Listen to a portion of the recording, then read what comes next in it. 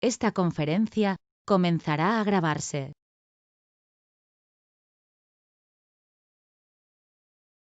Hola, hola. Muy buenas días, tardes. ¿Cómo están? Hola, buenas tardes. Bien, bien. Perfecto. Bueno, pues bienvenidos a este pequeño taller de hacking con Arduino. ¿Por qué hacking con Arduino? Bueno, en realidad el correcto concepto que tenemos nosotros al día de hoy de un hacker es esa persona que tiene las habilidades para desarrollarse en cualquier ámbito. Pero entonces pues, vamos a estar jugando con estas pequeñas herramientas, compartiendo conocimiento, dudas, todo lo que sea posible por aprender. Entonces, iniciamos con este taller. Mi nombre es José Ángel Lamillo. Soy cofundador de la empresa Cero Seguridad Informática y director y fundador de la Academia de Seguridad. Cualquier cosa que necesiten, tienen el correo que es jose.lamillo@0sequinfo.org. Y bien, el temario de este día como tal es, pues, ¿qué es ese Arduino? ¿Cómo funciona Arduino? Algunas placas, en realidad, más que nada para estar familiarizados, además del IDE de Arduino. Conociendo algunos componentes, más que nada, bueno, al día de hoy está dominando mucho el Internet de las cosas. Entonces vamos a estar comentando por ahí algunos proyectos que se han desarrollado o que se pueden desarrollar. Fundamentos en electrónica, más que nada, bueno, cosas muy, muy básicas relacionadas con el voltaje que puede aguantar los módulos, etcétera. La preparación de las herramientas es una parte muy importante. Al referirnos a la preparación de las herramientas, es checar que nuestros módulos por lo menos estén funcionando, estén encendidos, que los LEDs se enciendan y apaguen, para validar que, bueno, sirven. Al validar estas herramientas, vamos a iniciar con unas pequeñas pruebas. Adicional a todo esto, bueno, el hardware enfocado al hacking, nos referimos a una suite de herramientas, es decir, ya hardware que se vende en el mercado, desarrollado para pruebas de Wi-Fi, conexión reversa, etcétera, etcétera. Eso nos referimos con la parte de herramientas de hackeo físico y también un tema muy importante e interesante en la ingeniería social para lo que es el hardware hacking. Adicional a este tema, bueno, ya vamos a irnos desarrollando sobre cada módulo, que es el Node MSU SP8266. Vamos a ver por ahí los modelos que hay, qué es lo que cambia de un modelo a otro, etcétera. Conociendo más que nada la parte de red inalámbrica, cómo es que trabaja una red inalámbrica. Y bueno, dar el correcto concepto de estas herramientas o de estos pequeños proyectos, que es un router o un jammer, ¿no? Entonces hay una diferencia entre esos dos conceptos que lo vamos a ir viendo ahorita. Y bueno, la parte de protocolos de red Wi-Fi, cómo es que trabajan, cómo es que desautenticas al usuario. Eso referente al Node MCU, compartiendo ya otro módulo que es el DigiSpark, el Latino 85. Bueno, pues algunas funciones, la librería es el primer código para que escriba o genere las instrucciones en tu Windows. Cuando logremos ir dominando poco a poco todo esto, vamos a ir trabajando con los payloads. Los payloads como tal son cargas útiles o una instrucción preconfigurada que viene desarrollando una instrucción. Es decir, yo a mi payload le digo, cuando te insertes, vas a ejecutar esa instrucción y vas a comenzar a hacer conexión a cierto lado. Entonces, cuando desarrollemos la parte del payload, vamos a nosotros poder hacer una conexión con Metasploit, que es un framework que nos permite la explotación de sistemas y ahorita vamos a ir viéndolo. Entonces, para poder nosotros desarrollar todo este entorno, vamos a tener con la necesidad de tener instalado un Kali Linux. En caso de que no tengan las herramientas de forma física, las prácticas las pueden ir desarrollando de una forma local, por así decirlo. Es por eso que integré en este taller lo que es VirtualBox, bueno, como parte de virtualización y hacer las pruebas de nuestra máquina principal, la VirtualBox. Y bueno, vamos a estar jugando poco a poco. Y bien, antes de iniciar con esta parte de las herramientas, me gustaría compartirles que vean cómo están las herramientas físicamente. Permítanme.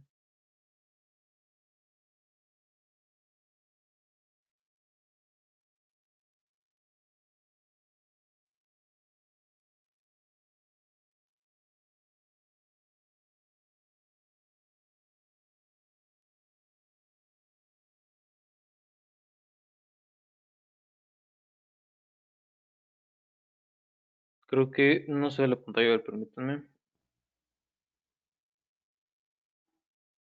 No se ve muy bien al parecer. Por eso solo estoy compartiendo. A ver si puedes entrar en la persona que está compartiendo la parte del video. Tenemos el módulo Node MCU, que es este. Este módulo, bueno, es el que vamos a estar utilizando durante la parte del taller.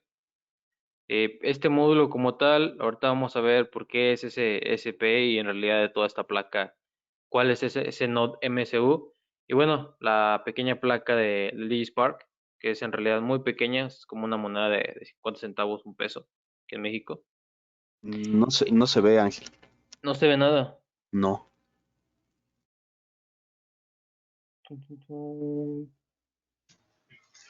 Como que no se Yo sí lo enfoca. veo. Chica, es como si estuviera una persona compartiendo la webcam. Por ahí checan los presentadores. A ver si por ahí lo puedes observar. Bueno, eh, pueden observar las esquinas si alguien ya tiene el DigiSpark. A ver, déjenme ver si ahí se ve mejor. El DigiSpark tiene a las esquinas unos pequeños pines para posteriormente adaptarlo a una placa Arduino Uno. Entonces vamos a ir pues, trabajar con esa integración. Sí.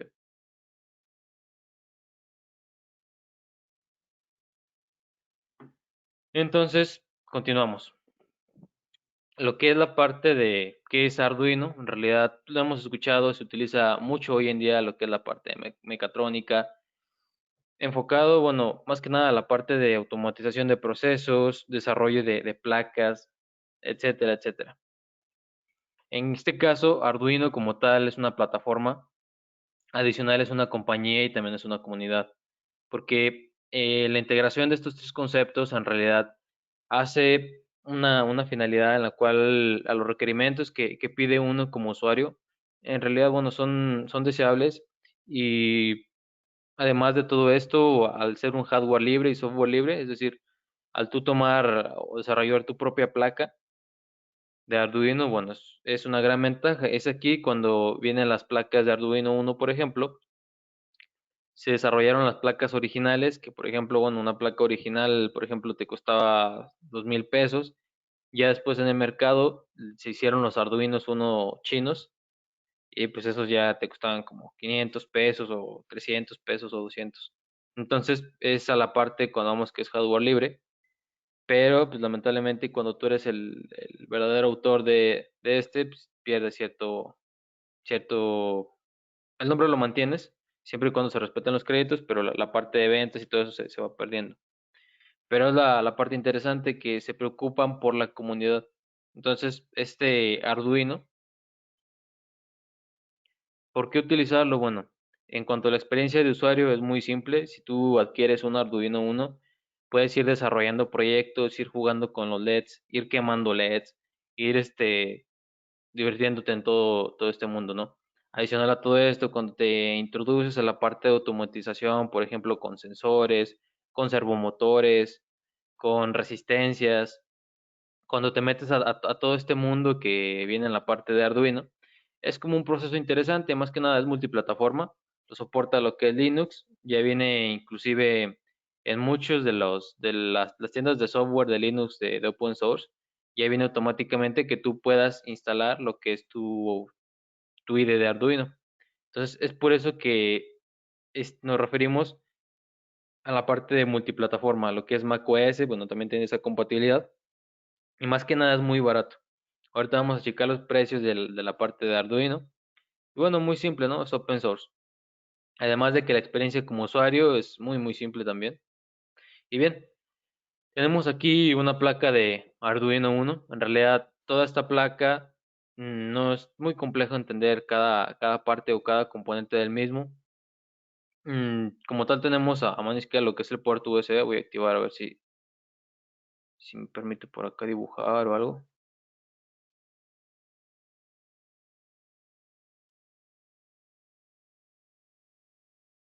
Ok. Tenemos acá la placa de Arduino Uno. Voy a intentar, creo que, a ver si pueden ver ahí como un marcador. Lo que es la parte del puerto USB, bueno, es la comunicación. Este es un Arduino, bueno, en realidad no lo vamos a estar utilizando, pero es como el más conocido del escuchar Arduino. Entonces, esto más que nada es la parte de cuando tú cargas temporalmente el código, mismo que se almacena en la parte del procesador. Adicional a todo esto, el puerto USB te da cierta alimentación, por ejemplo 5 voltios, que es lo que quieres alimentar, o dependiendo de cuánto es lo que quieres alimentar como tal. Por ejemplo, un puerto USB, cuando cargas el programa, lo puedes tener conectado, conectas los dupones, esos cables que van al protoboard, que es esa placa que te permite hacer todo tu circuito, como nosotros trabajamos en un VirtualBox. En la parte de física se trabajaría como un protoboard, ¿sí? Y bueno, en este caso, eh, vas conectando los dupones en estos pines, dependiendo, por ejemplo, está diseñado estratégicamente estos pines que van a las esquinas, más que nada. Si yo quiero enviar una salida de información, por ejemplo, enviar un 0 o un 1 a un LED, va dependiendo la parte de la conexión. Por ejemplo, si va a ser una conexión digital o una analógica. Si, por ejemplo, yo con un sensor de presencia, un sensor de temperatura, quiero que los datos pasen, entren, entonces es donde voy a la parte que se van compartiendo estos pines. Adicional a todo esto, cuando en ocasiones levantan lo que son los servomotores, déjenme ver si por aquí tengo un brazo que desarrollamos. A ver. Sí, aquí está.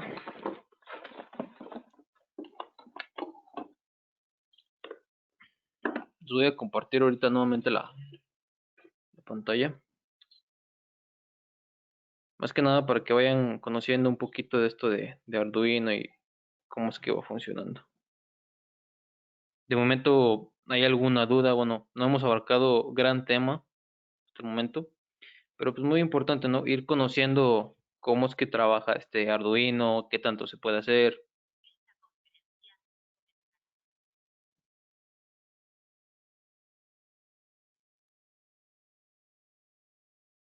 Ok. Voy nuevamente a compartir la pantalla. Voy a dejar de compartir y voy a compartir la cámara.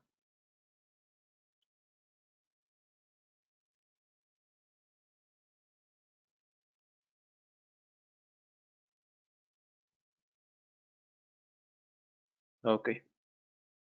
Me dicen si se mira. Sí, sí se ve. Ok.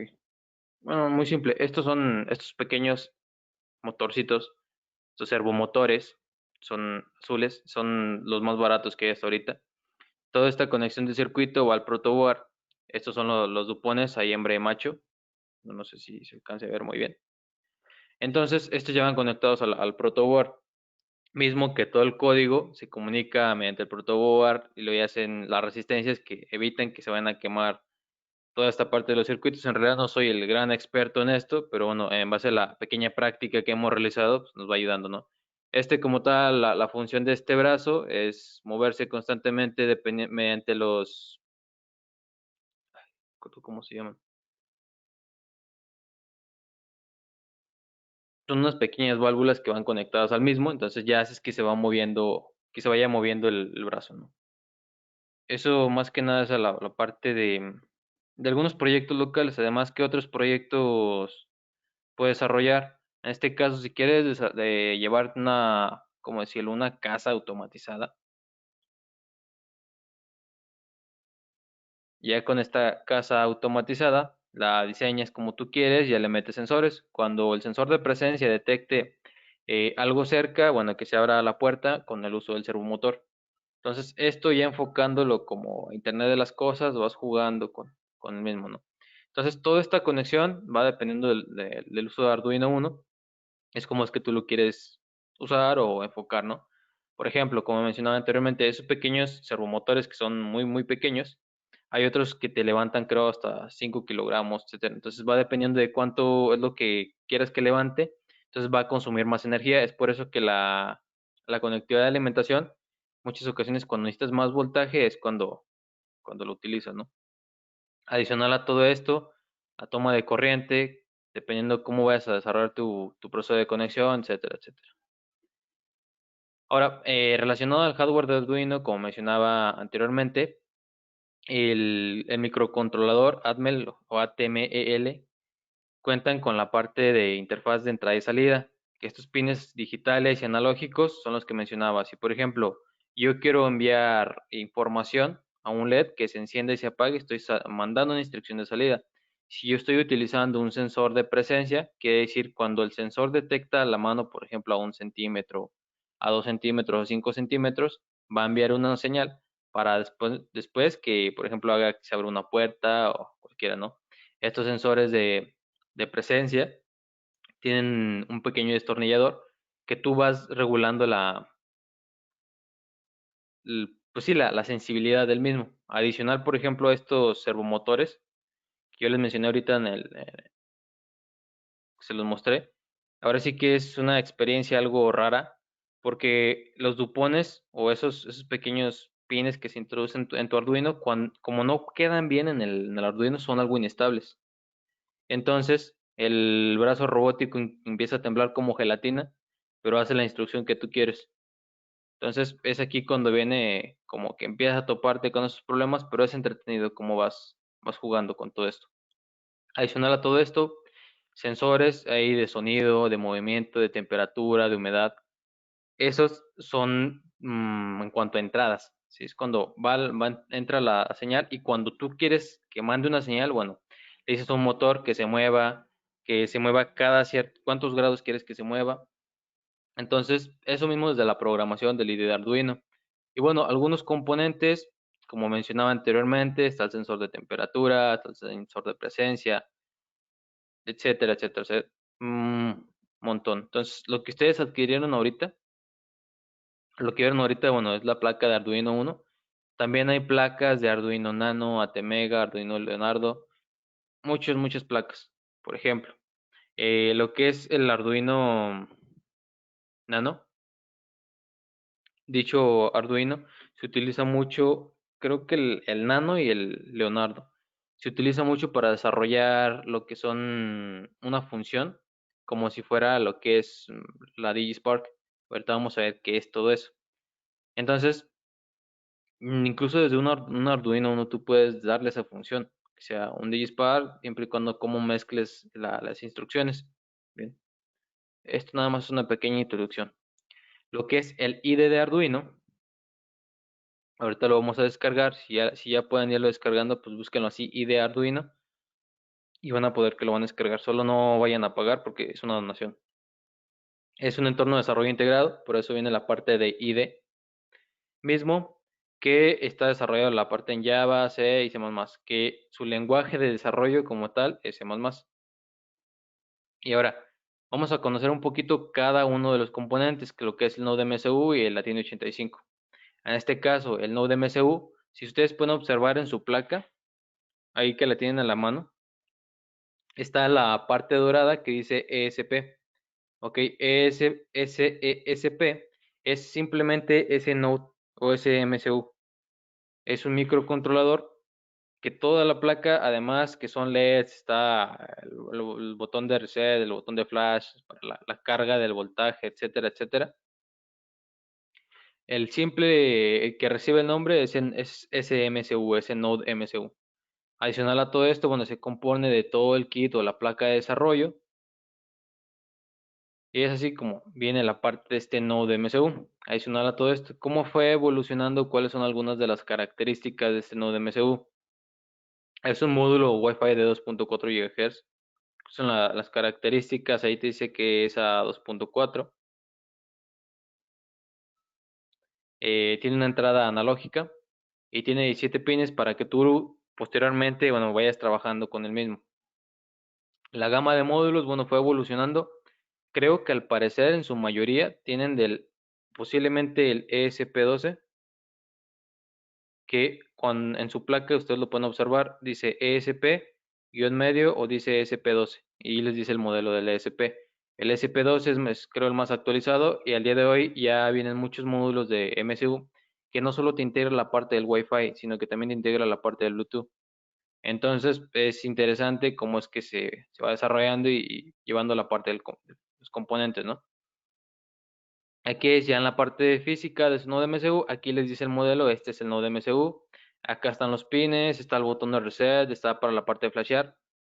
Cuando muchas ocasiones cargas temporalmente algún código, por ejemplo, que se encienden y parpadeen los LEDs, ya con el botón de reset reinicias el código, simplemente es temporal.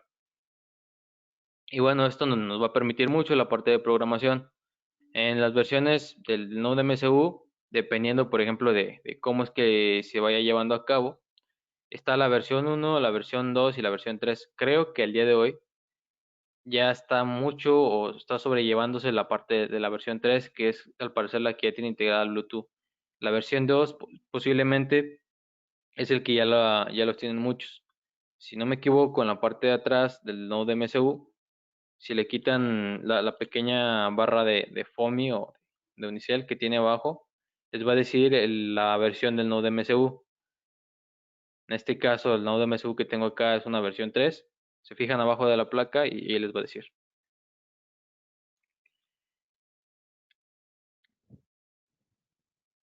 Y bien, los LEDs en cuanto al Node MSU, cuando se enciende o para la parte práctica que vamos a estar comprobando nuestras herramientas o que se enciendan los LEDs, es de esta forma, ¿no?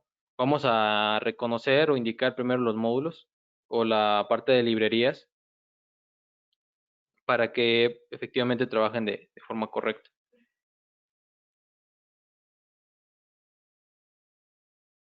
Ok. Bueno, les digo, hoy al día de hoy ya en muchas ocasiones ya está la versión actualizada, que es el V3. Entonces vamos a estar trabajando sobre eso. En caso de que alguien tenga alguna versión,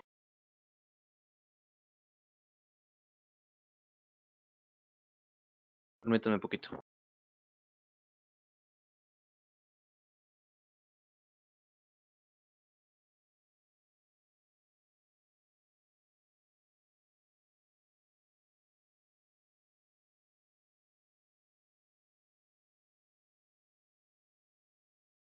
Seguimos. En caso de que alguien tenga alguna versión atrasada o cualquier cosa, pues bueno, ya vamos viéndolo, a ver si hay por problemas de compatibilidad o algo por el estilo. En este caso, el Latino 85 es un pequeño microcontrolador con el cual vamos a estar nosotros desarrollando algunos proyectos, como lo es, si pueden observar, parece una pequeña USB, misma que también tiene la parte de los componentes, como le mencioné anteriormente, son estos pines a las esquinas que luego se puede integrar con una placa de Arduino y podemos ir trabajando con ello. Y bien, vamos a estar desarrollando el Deuter, o sea, vamos a ver cuál es esta diferencia de un Deuter a un Jamer. En este caso, enfocados al concepto de un Deuter, es como tal sacar a los clientes por fallas de protocolo de la red Wi-Fi 2.4, dado que el cliente sigue expuesto aún después de que se conecta, es aquí cuando actúa el deuter, es decir, vamos a desconectarlo de la red. Cabe mencionar que este proyecto no es 100% estable, tiene uno que otro bug, pero vamos a estar por ahí viendo cómo irlo trabajando. Y bien, en este caso, pues cómo funciona una red inalámbrica, ¿no? Los puntos de acceso primero que nada envían continuamente marcos, es decir, envían continuamente una conexión de red Wi-Fi para que la ubique tu teléfono. El cliente o tu dispositivo móvil también envía una conexión, hacen ese handshake, ese apretón de manos para que se reconozcan lo que es la señal Wi-Fi que está enviando y el dispositivo móvil que es el que está recibiendo. Cuando estos dos reciben una respuesta, el cliente efectivamente se conecta al punto de acceso y si la contraseña o la autenticación es correcta, va a responder el módem o la señal Wi-Fi de, pues, efectivamente, estás accesando de forma correcta. Cuando esta autenticación ya es exitosa, el punto de acceso va a responder y vas a poder conectarte para tener el tráfico, ¿no? Entonces, mientras se observa este canal de comunicación o mismo que se mantiene hasta cierto punto cifrado, cuando el cliente se conecta ya a la red Wi-Fi, se quita la parte del cifrado. Algunas partes importantes o interesante de todo esto es que en muchas ocasiones se puede trabajar hasta cierto punto en la parte de un Blue Team en una red Wi-Fi, como lo es el OpenWRT, que es tú mediante tu router, por ejemplo, TP-Link, le cargas o lo flasheas y le cargas como si fuera un software. Ese OpenWRT te permite un conjunto de módulos para estar snifeando o hasta cierto punto proteger la parte de la red Wi-Fi. Entonces, es aquí cuando viene de cómo funciona y también pues cómo proteger, ¿no? En el caso del Jamer, es un dispositivo de comunicación móvil que pues, en ocasiones es muy constante estarlo mirando aquí en México cuando está las fuerzas militares, la Sedena, la Marina. Estos mismos Jamers te bloquea la señal telefónica y evita la señal entrante y saliente del mismo, ¿no? Entonces cuando viene un Jamer y un Deuter es esta comparación de conceptos, que el Deuter como tal, bueno, te limita a la parte de conexión de Wi-Fi y el Jammer te limita a la parte de red móvil o conexión a las antenas celulares, ¿no? Y bueno, hablando de hardware hacking, está la Wi-Fi Pineapple, que en realidad es pues un hardware que hay en dos versiones, está la versión Nano y la versión Tetra. Además, creo que está la versión Mark, que son tres versiones, mismas que se componen de toda la parte del hardware, que es una placa efectivamente que ha sido desarrollada y contiene software. Este caso es desarrollado por G5. Está la parte del Rubber Ducky que va a sustituir la DigiSpark. Efectivamente, la Rubber Ducky es un poco más compatible. Está la Odiseo USB, que es otro dispositivo de hacking. Ya mencionamos el Yammer, está el IMSI Catcher, que bueno, en este caso el IMSI pueden observar la placa. Y este simplemente se centra en estar haciendo como un ataque middle middle a las redes telefónicas, como lo es mensajes que entran, mensajes que salen, etcétera, etcétera. Bien. Y bien, todo esto va a depender de cómo es que usemos la ingeniería social. Es muy importante practicar o ver cómo obtener la información de la víctima. En este caso, pues, cómo le vas a dar el enfoque para que puedas obtener la información que necesitas. Por ejemplo, si yo a la víctima le indico que me mande un correo con información de cierto cliente, voy a tener que ver pues, cómo es que le hablan constantemente o cómo es que se desarrolla en su entorno laboral. Cuando viene la parte de ingeniería social, tú vas definiendo, por ejemplo, si yo quiero centrarme a sacar al cliente de su red Wi-Fi y tumbo la red Wi-Fi su red Wi-Fi, inclusive lo saco de la red y creo un portal con el mismo nombre para que se conecte automáticamente a mi red. Es aquí cuando va la parte de ingeniería social, ok, si ya le tumbé la red o ya no tiene acceso, bueno, ¿cómo voy a hacer para que se conecte a la otra red? Entonces, toda esta parte de este concepto de ingeniería. Y bien, hablando de la parte de herramientas, hay que instalar el IDE de Arduino, ya sea para Windows, Linux, dependiendo del sistema operativo que estés utilizando. Los drivers y las librerías también son muy importantes, cómo es que las vamos a estar desplegando para que tenga mayor compatibilidad. Adicional a todo esto, bueno, tener instalado un software de virtualización, lo que es VMware o VirtualBox o cualquier de preferencia. Vamos a crear una máquina virtual, por lo menos con lo que es Kali Linux o Parrot o cualquier otro sistema operativo de tu preferencia para la parte del pentesting.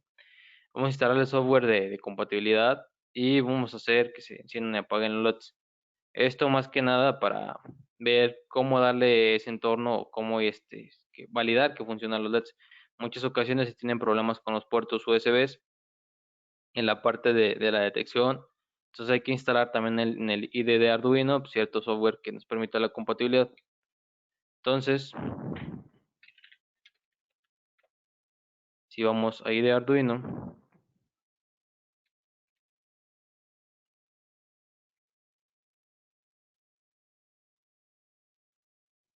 vamos a encontrar nosotros un editor web.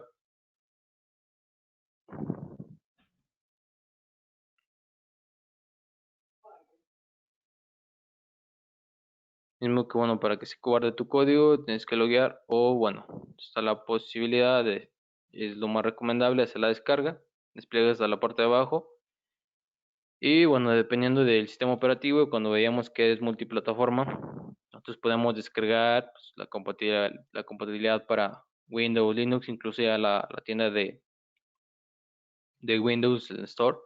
Ya también solo únicamente seleccionamos la aplicación y la jalamos para instalarla, ¿no? Entonces, en este caso, vamos a instalar a Windows. Te pide una donación. En este caso, solo vamos a descargar la herramienta y voy a iniciar el proceso.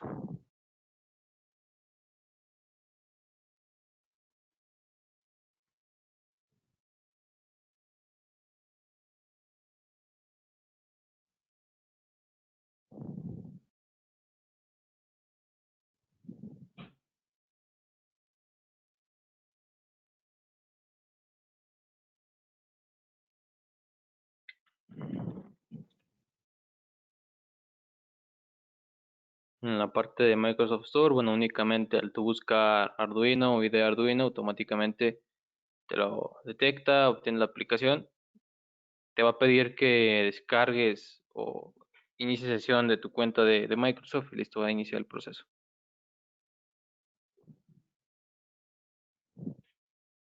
También en la tienda de aplicaciones de Linux, si no me equivoco, por ejemplo en Ubuntu, también puedes descargar ya este mismo.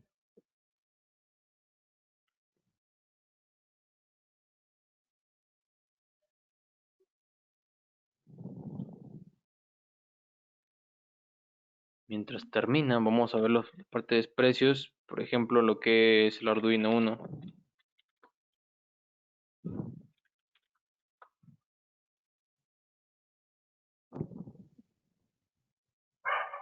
Pueden observar que en este caso, pues el Arduino te está costando con un cable USB de 107 pesos, 100 pesos.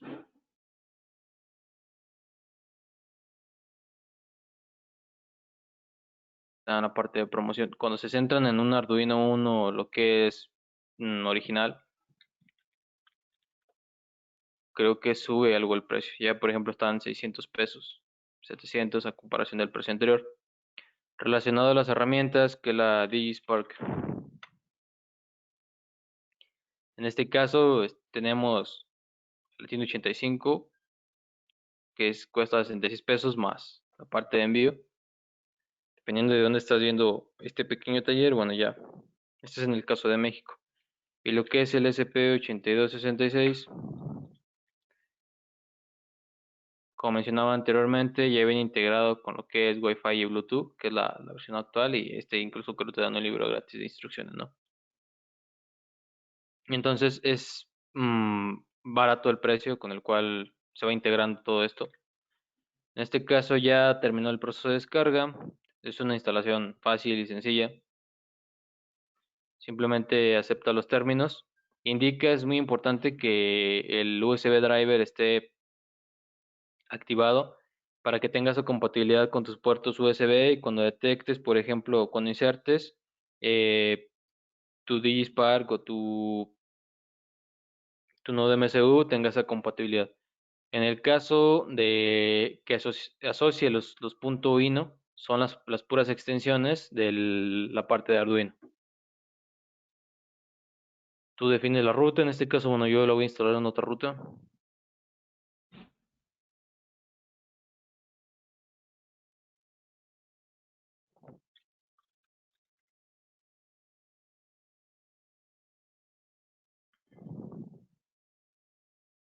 Y voy a iniciar el proceso de instalación. Por aquí, bueno, les voy a compartir un enlace, que es donde están los drivers, ahorita se los mando.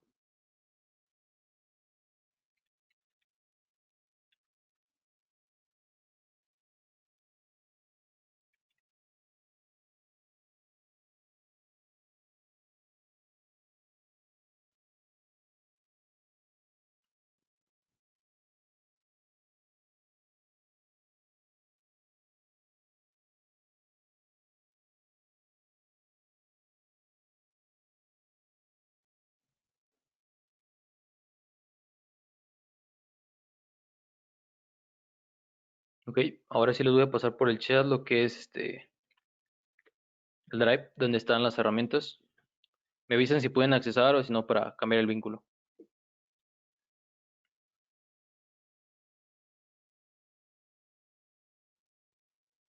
En ese vienen lo que son las herramientas, viene un punto RAR y viene en la presentación por si les puede servir. Lo que son los .ino que vamos a estar desarrollando, es decir, el código. También si gustan lo voy a ir compartiendo en este lado para que luego lo puedan descargar sin problema. Adicional a todo esto, ¿qué más vamos a necesitar? Vamos a necesitar lo que es, hay dos opciones. Tener instalado tu Kali Linux virtualizado en un dual boot, en una memoria USB o inclusive en la nueva compatibilidad que yo como mencionaba anteriormente con los compañeros, tener instalado tu Kali Linux mediante esa compatibilidad que ya tiene, la verdad no recuerdo cómo se llama, esa compatibilidad que tiene Microsoft Store, lo que es Windows ya con Linux, ¿no? Por ejemplo, ya automáticamente ya viene instalado. Al tú nada más seleccionar que te instale el Kali Linux, pues puedes hacer la prueba, ¿no? Ya MSF Console, si no está instalado, bueno, ahorita lo instalamos. Durante el proceso de instalación es muy importante, como tú le has concedido que instale la parte de estos puertos y esta compatibilidad, es muy importante que valides, que te salga que te valide más bien esta opción. Te sale 1, 2 para la parte de otro puerto, 3.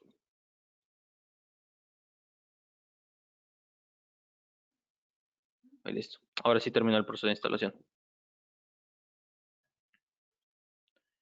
En este caso, si te creo el shortcut, te creo el icono de escritorio en el desktop.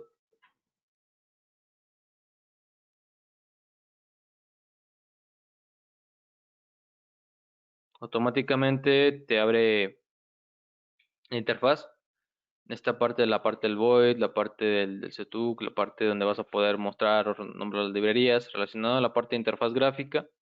Cuando quieres validar, te compile la parte de los errores, das aquí en validar. Cuando quieres cargar el software a tu placa, simplemente das en subir, etcétera, ¿no? Cuando quieres guardar, bueno, ya está. Ahora sí que la parte de interfaz gráfica es muy simple.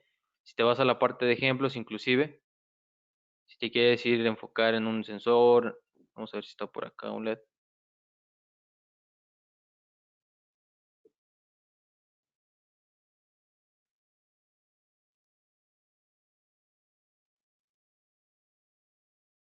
Enfocado, por ejemplo, a un botón.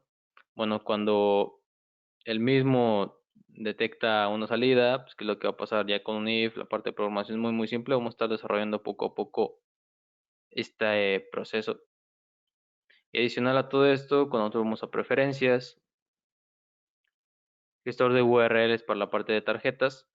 ¿Qué quiere decir esto? En este proceso o en esta opción, lo que vamos a hacer es añadir librerías que no están aquí, por ejemplo. Ustedes van aquí a herramientas, van a placa. Dentro de placa vamos a buscar, por ejemplo, el ESP o el Atini 85, que es el nombre correcto. Y tenemos Arduino Uno, Arduino Nano, Omega, Leonardo, etcétera, etcétera. Pero no tenemos el ESP. ¿Sí?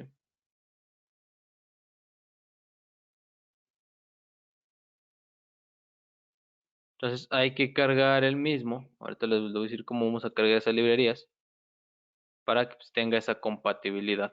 Bien. Mientras tanto, me gustaría saber para ver si continuar con el proceso de virtualización. ¿Hay alguien que no tenga conocimiento? Bueno, porque este taller va dirigido a cualquier persona, se le hizo la invitación a todos. ¿Alguien que no tenga relación con este proceso de virtualizar máquinas o VirtualBox, etcétera, etcétera? Si no, bueno, para omitir. Y si no, vamos a verlo rápido. En este caso, relacionado a la parte de proceso de virtualización, muy importante, bueno, tenemos las opciones como mencionaba anteriormente. Para realizar una prueba de entorno local, no apagar la máquina para un live USB o un dual boot, tenemos la posibilidad de descargar lo que es virtualbox.org. Les voy a pasar enlaces, pero les sirvo.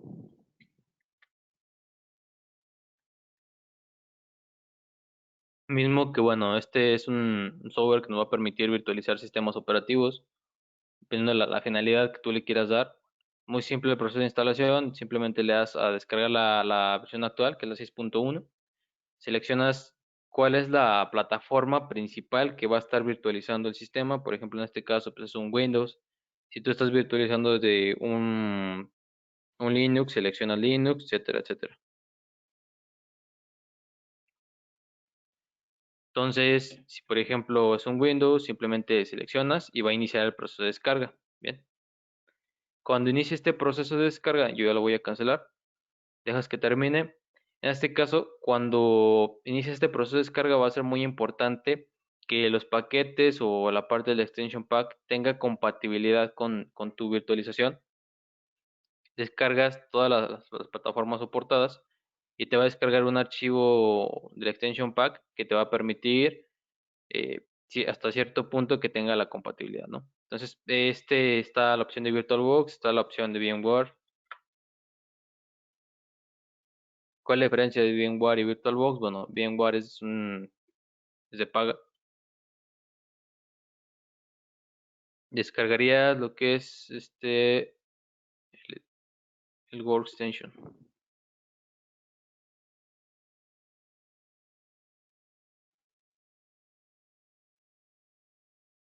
Por ejemplo, ya lo descargas y comienzas a virtualizar. Vas a necesitar una licencia para que se paga. Ahora, eh, ¿qué más necesitamos? Opciones para sistemas operativos en Pentesting. Está Kali Linux, Kali.org. Bueno, voy a ir anexando todos los enlaces al chat.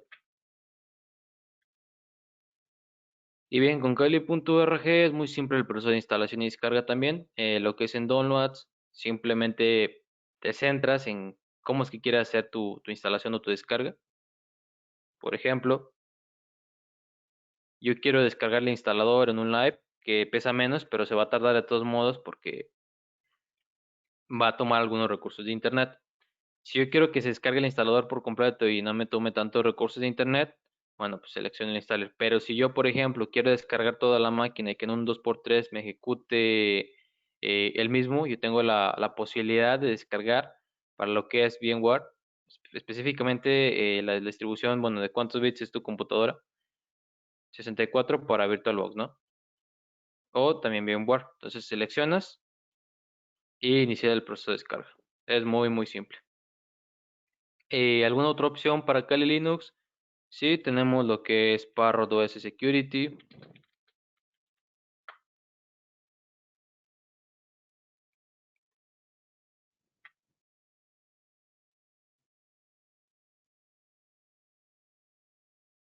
Mismo que en el proceso de descarga, bueno, simplemente la interfaz en la cual te va a ir descargando, por ejemplo, pues muy en ocasiones cambia, ¿sí?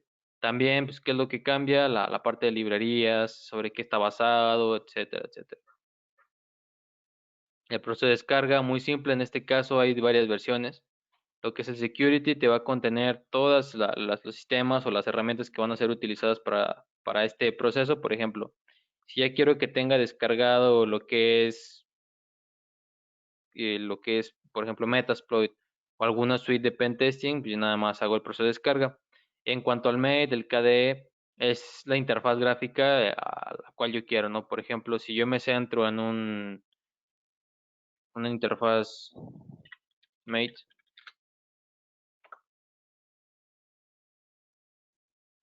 una interfaz Mate, bueno, ¿cuál es la diferencia? Es esta, ¿no? Que no es tan visual o no es tan enriquecedora a la vista, pero si yo me centro en un KDE, va a ser mucho más visual, ¿no? Entonces, ya va a depender, dependiendo de la parte que lo que prefieres, incluso muchos no prefieren la parte bueno, yo prefiero más una interfaz que otra, etcétera, etcétera. Es muy, muy simple todo esto, nada más. Bien. Entonces, cerramos ahora sí.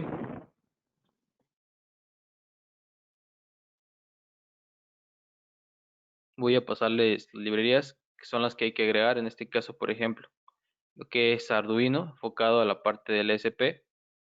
Tomamos los enlaces, los voy a pasar primero.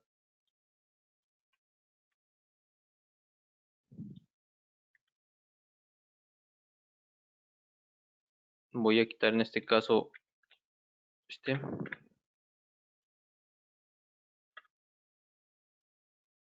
Y bien, simplemente selecciona los URLs. Vas a la parte de archivo, preferencias. Mismo que en el gestor de URLs hay que anexar la parte de librerías. Cuando ya las definas, entonces ahora sí va a iniciar el proceso.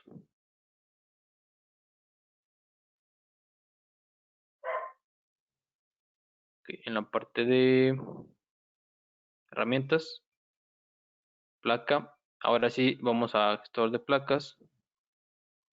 Vamos a esperar a que cargue la librerías un momento. Y ahora sí vamos a buscar, por ejemplo, ESP. Y acá vamos a tener, por ejemplo, Deuter, ESP8266 placas. Bien. Si no hubiéramos añadido ese mismo, bueno, no hubiera salido. Ya, por ejemplo, si ustedes quieren algo más enfocado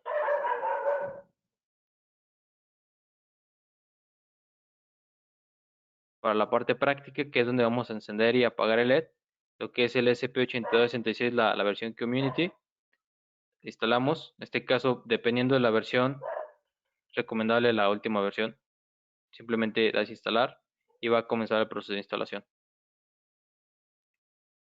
Así como se va a descargar el SP8266, la versión de Community, descargamos el Deuter SP8266.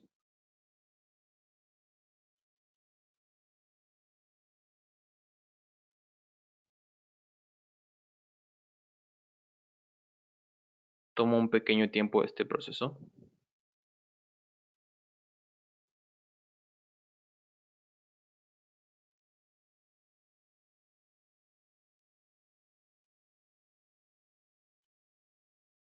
Disculpa Ángel, ¿cuáles nomás son de instalar?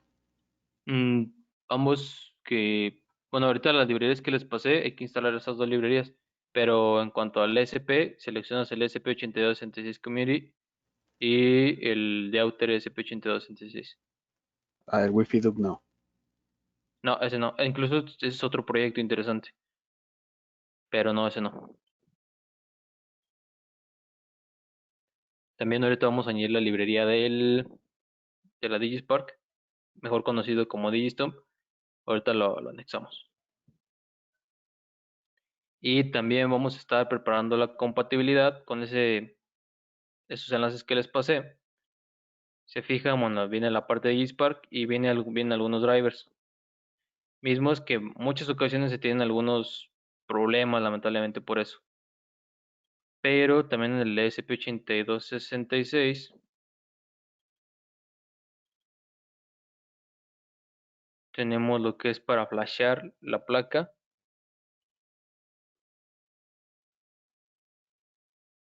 Y eso nos va a servir para cargar en su momento todo lo que ocupamos. Bien. Mientras hay que terminar el proceso ahorita de añadir el ESP8266 Community y la parte de las placas. Toma un momento.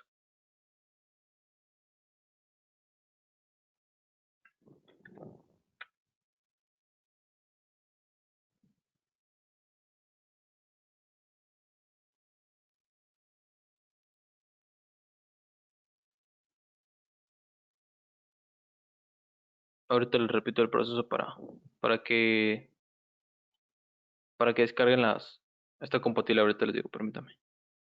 Deja que termine.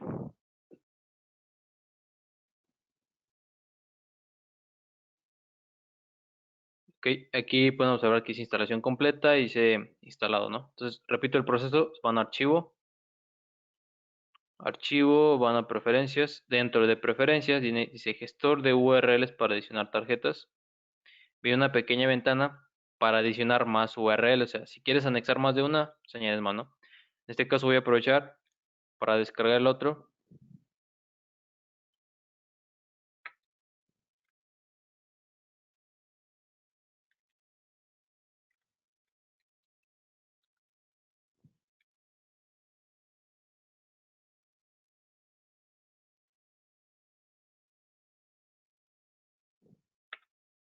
Ok. Voy a pasar las 4 librerías de una vez.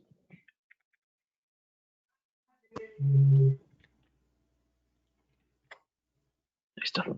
Entonces, simplemente y seleccionas esta ventana, pega los recursos del source de la librería. Ok, ok. Y una vez que ya tienes esto, o sea, no va a hacer nada de momento, sino que simplemente se queda el registro. Dentro de la parte de herramientas, vas a placa y observen que en placas, a los que ya hicieron el proceso de instalación de la primera librería, ya les aparece dentro de la placa ESP8266. ¿Sí? Y aquí te dice toda la parte de las placas. En este caso, vamos a gestor de tarjetas. Dentro de gestor de tarjetas viene el buscador en la parte de arriba. Nos centramos y ponemos ESP. Y dentro de ese ESP vamos a instalar el SP Community y instalamos el de Outer SP. Bien. La última versión. Y va a iniciar el proceso. Bien. ¿Hay algún problema ahorita de compatibilidad? Ya sea que alguien tenga Linux o está desarrollando esto con Linux y que no le esté funcionando o algo por el estilo. Si es así, bueno, me lo hacen saber al chat o si ya están haciendo la práctica, me hacen llegar un correo también, no hay problema.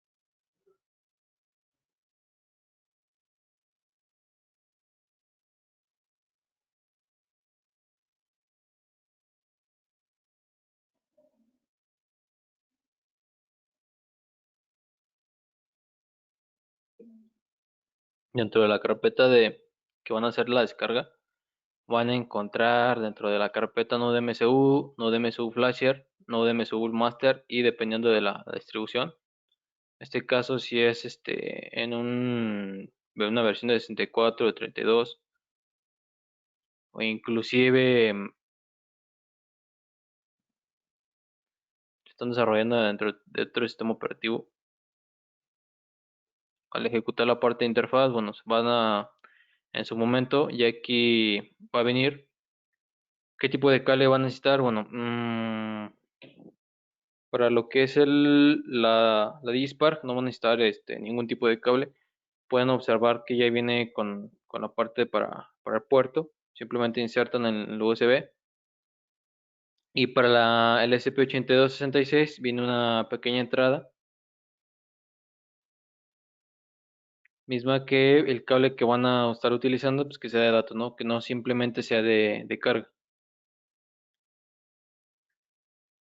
Entonces, al seleccionar la parte del puerto, ya que lo detecte, va a iniciar vamos a flashearlo, vamos a configurar acá. Aquí van a tener mucho cuidado en la parte de avanzados, dado que dependiendo de la parte de la versión de la placa, es como vamos a flashearlo. Si, muchas ocasiones sí se llegan a briquear.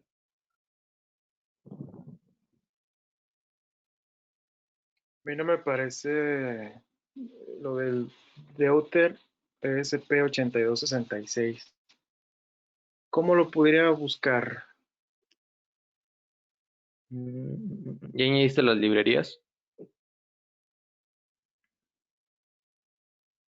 Puse las 4 que compartiste y me aparecen pues varias opciones y le pongo ESP como tú le pusiste,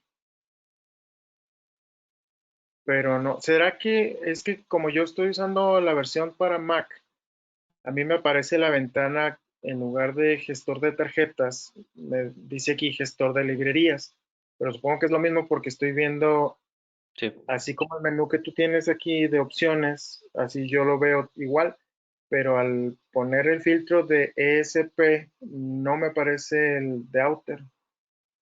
que ¿se apareció el SP a la versión community? Sí, bueno, de hecho esa ya la tenía. Ya había practicado un poco antes para saber, adelantarme un poco y entender cómo funcionaba, para no venir tan en blanco a esta sesión. Entonces ya tengo instalado el ESP, pero ahora pues estoy buscando el Dauter, pero no lo encuentro. Ok, ahorita vamos a checar el proceso. Deja que termine la instalación. Ok, gracias.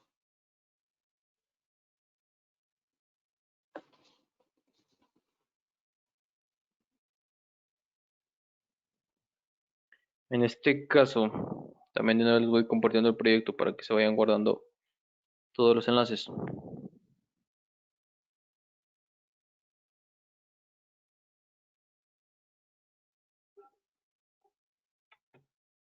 Este guide o este source o este proyecto es el que vamos a estar utilizando. Por ejemplo, estuvieron desarrollando en la configuración del YAML hace 10 días algunos cambios. Entonces, bueno, este pequeño SP de Outer 286, si ustedes van a YouTube, van a ver incluso la parte del video, ¿no? Twitter, incluso la página oficial.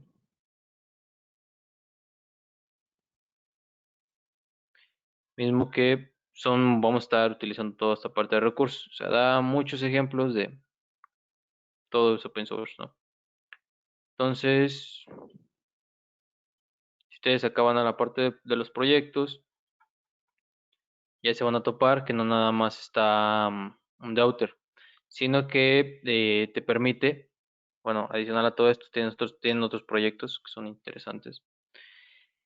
Por ejemplo, está el monitor de paquetes, está inclusive para la parte de detectar, parte del Wi-Fi Duke, todo esto.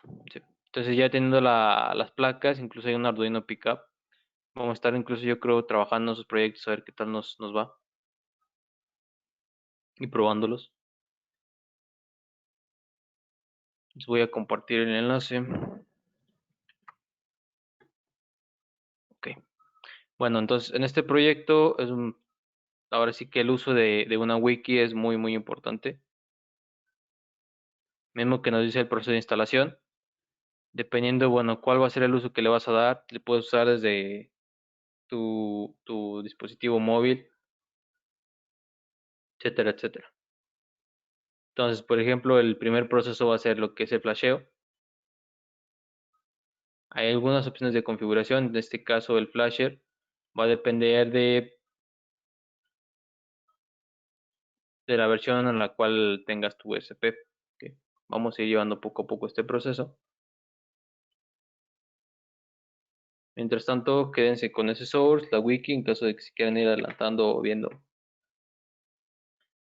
Y bueno, esto a pesar de que tiene algo open source, bueno, también tiene algo oficial, que son las mismas placas que ellos desarrollan con una pequeña interfaz muy amigable para el usuario, por cierto.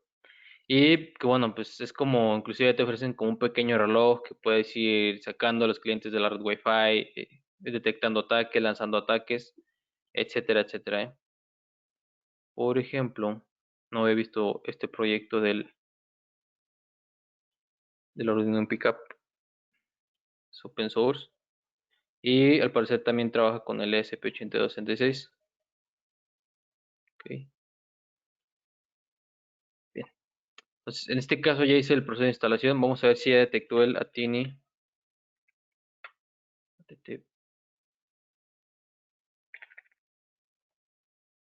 A ver.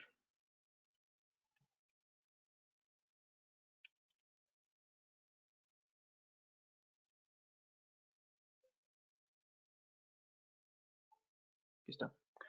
La otra librería que hay que descargar para la DigiSpark en este caso es la Digistoma VR. En caso de que tengan algún tipo de error, si quieren ahorita lo dejamos al final para checar a ver cuál es el problema como tal.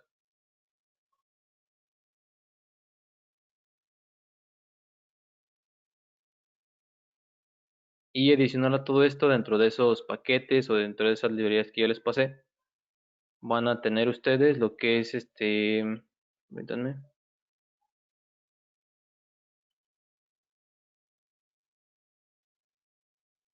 En la parte del DigiSpark tienen opciones, ¿no? En este caso dice digisquack.exe.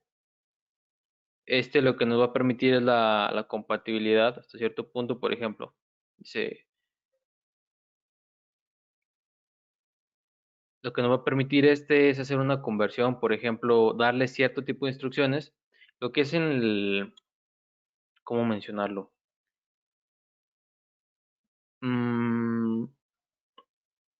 Vamos a Hackfight para que vean. Y ese dispositivo que viene con su propio lenguaje, pero que es muy simple, la RubberDocky. Por ejemplo, si nosotros vamos a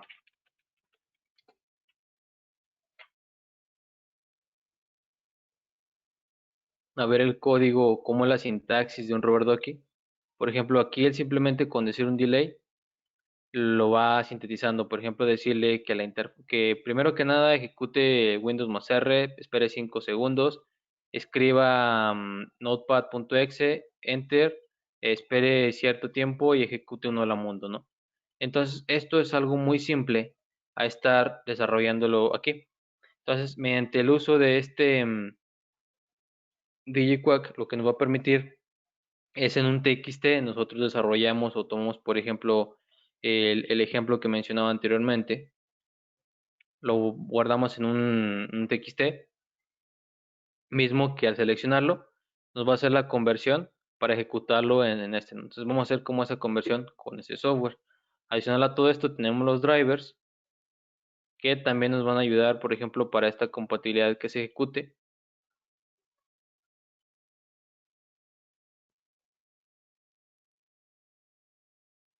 Que es muy simple el proceso de instalación.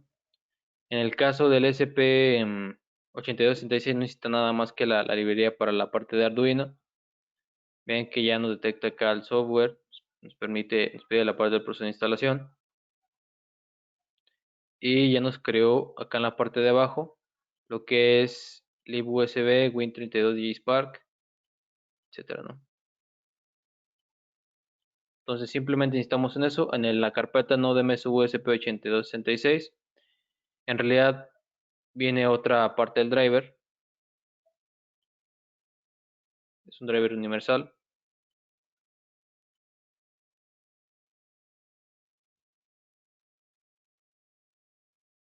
Y en este caso, bueno, ya está terminado la instalación, ¿no? Adicional a todo esto, lo que es el dispositivo que nos va a permitir flashear el mismo, bueno, ya viene dentro de la carpeta, no es muy difícil la parte de la ejecución o etcétera. Simplemente es ejecutarlo y ahorita vamos a ver la parte de flashear. Antes de flashear el módulo, hay que validar que encienden y apagan los LEDs. Entonces, primero que nada, estamos preparando la compatibilidad de herramientas, etcétera, etcétera. Bien. Ya tengo instalados estos mismos. Si voy a la parte de herramientas, voy a la parte de placas. Ahora sí ya tengo Digistomp y ya tengo la parte de Spark, ¿no? Tengo el de Outer y ahí viene también. En este caso va a ser para uno de MCU. Tengo el SP para la parte de encender y apagar los LEDs. Tengo la parte de gestor de tarjetas que ya más o menos tengo la compatibilidad, ¿no? Este es el entorno simple que necesitamos con nuestro Arduino y la parte de drivers. ¿Qué más necesitamos?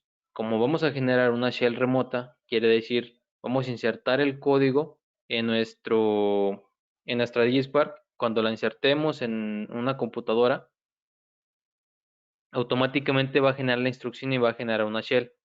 O va a mandar llamarlo PowerShell para que nosotros podamos tener el control remoto de la máquina. Bien.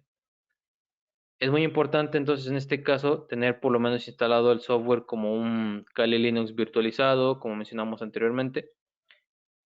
En temas de virtualización, bueno, porque este video se va a quedar para personas que no tienen mucho conocimiento en la virtualización o cómo virtualizar una máquina. Al tener instalado en este caso lo que es el VirtualBox, si van a nueva, generan el nombre de la máquina. Bien.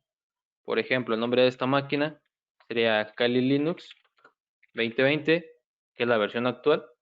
defines la ruta en la cual se va a guardar esa máquina. Ojo, esto te va a ocupar espacio de tu disco efectivamente. En la versión, bueno, va a depender de la distribución, y un punto muy importante que siempre marco aquí, que siempre causa dolor de cabeza. Si, por ejemplo, tú tienes una máquina actual, una laptop HP, muchas ocasiones por defecto trae la hipervirtualización desactivada. Entonces vas a la BIOS de tu máquina, habilitas la virtualización, y en este caso, si tú la tienes deshabilitada, solo te van a aparecer opciones para 32 bits y no para 64. Si tu máquina es de 64, ok. Pero ¿qué es lo que pasa si yo virtualizo sin activar esta opción de la BIOS? Al iniciar el kernel o al iniciar el proceso virtualizado del kernel, vas a tener error en la máquina. Entonces, por eso es que este proceso, ¿no? Entonces, en este caso, Kali Linux 2020, está el proceso de ejecutar en modo experto o ejecutar en modo normal.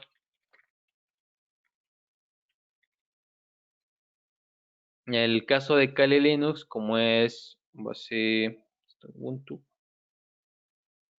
¿Y esto para qué es la versión? Simplemente si tú das a Next, automáticamente por la versión o por la distribución que tú has seleccionado, te va a decir, bueno, yo tengo reconocido en mi base de datos que para esta versión es recomendable 1.24 megabytes, ¿no?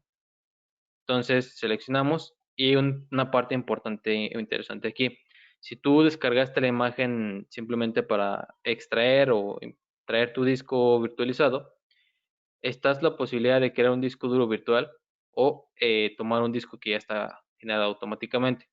Te abre la interfaz de discos virtualizados. En este caso, tú vas a añadir un nuevo disco al extraer. Ya después tu máquina, en este caso lo tengo en sistemas operativos y Kali. Selecciono, se ha seleccionado el disco, automáticamente va a crearlo. Bien, ¿qué es lo que está pasando aquí? Bueno, a mano izquierda tenemos la parte de agrupación. Si yo, por ejemplo, quiero crear un laboratorio virtual al cual yo le entienda, doy clic sobre una máquina, doy a agrupar, y efectivamente va a pasar esto. Sistemas operativos de pentesting están agrupados, sistemas operativos forenses están agrupados. En este caso, Kali Linux ha sido creado. Voy al proceso de configuración. En la parte de avanzado, si yo quiero arrastrar y soltar, que bueno, en este caso sí es recomendable, habilitar el bidireccional. ¿Qué quiere decir esto? Cuando yo tengo un archivo, como yo lo arrastro de una ventana a otra, lo voy a poder arrastrar a mi máquina virtual. Bien. En este caso, en la parte del procesador, bueno, te pone por defecto 1, el proceso de configuración. Llegamos aquí. Muchas ocasiones cuando creas tu máquina virtual, pero llegas al punto en el cual descargas una imagen ISO, bueno, en este caso mandas llamar la imagen ISO, selecciona el sistema, y ahora sí, en este caso, como fue un disco duro virtualizado, ya tiene exportado el disco. En la parte de red, bueno, vamos a estar trabajando en modo NAT. Cuando trabajemos en su momento en una red local para la parte de pruebas, ahí cambiamos el modo de red. Mientras tanto, iniciamos la máquina virtual.